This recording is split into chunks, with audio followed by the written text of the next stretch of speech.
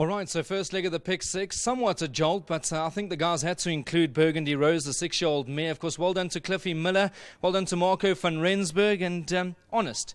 I don't think you're going to find more honest out here in the Northern Cape. She's been running against the boys today against her own sex, and she's shown them a clean pair of heels. Yes, well, I think so. I think if there's more fillies races for this caliber of filly in Kimberley, then they can win their races. But every time there's a race for us, she can't get in because they're too low, and she's got to run against the boys. And you know what, Moon Shadow, Bright Flame, horses like that, they're strong horses. So when there's fillies on, I don't think there's a filly to touch her at 5 furlong.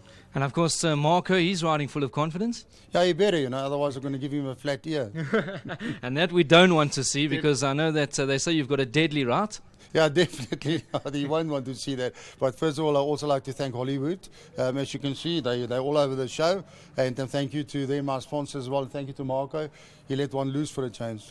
Mr. Miller, I think you've brought your whole stable out here this afternoon. If you had to single maybe 2 for the guys out there? Look, you're so right. It's about the whole stable. I like Banjo. I like him, and I also like. I think False Power is also good at big chance. Well done, over here, Mr. Miller. Thank you so much. Super stuff. Good to be chatting to Cliffy. Here's Marco. Well, he's already got the right hand lifted, and well done. Of course, she's honest. She's been running against, in my opinion, I know that we're all entitled to that, but Bright Flame, I think, is Kimberley's best sprinter, and she was only beaten 3 lengths or so. Yeah, look, she has taken on the boys every time. She with her rating, she can't get in against the girls. And, running against the boys is always going to be hard. Never mind Bright Flame, she ran against Timcat also.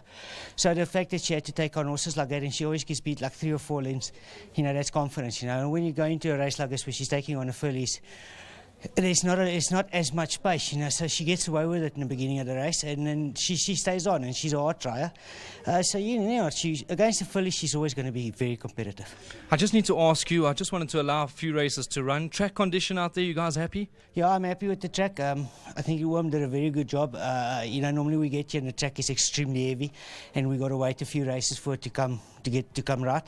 But today it's very even, which is a big bonus, and it's not as heavy.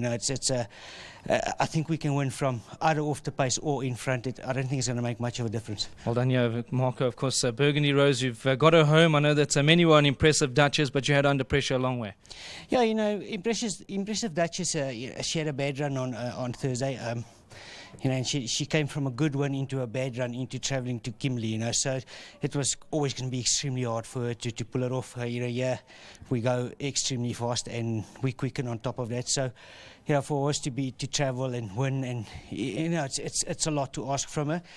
So at the end of the day, she didn't just do all the travelling, she had to take on strong horses as well, Kimberley's best fillies. So it was always going to be a tough task for her.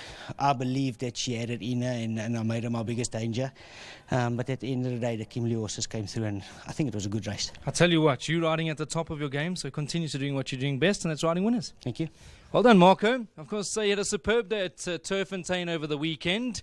He actually knocked me out of my pick 6 with movie magic. But nonetheless, he's killed us over here once again. But you know what? At the end of the day, these guys come here. They want to earn a living. They're trying hard. And I thought, other than impressive Duchess, she was probably next best. I mean, she's run only 3 lengths behind a horse like that Bright Flame. And just escaped my mind for a few seconds. But I mean, if Bright Flame was in this race, it'd be absolutely no contest. So hopefully, you've survived the first leg of the pick 6. If you haven't, well, we've got the value play coming up, the jackpot. That's the bet I've taken. I'll go through my numbers once I do the parade ring preview, etc. But I think the jackpot looks the way to go. Catch it a few times, make some money for the big weekend ahead of us, Charity Mile Day over the weekend. So I'll chat to you again in the next 15 minutes or so. And they off and racing 1,000 meters in front of them, and it was another good go. Queen Rachel, impressive Duchess. They were the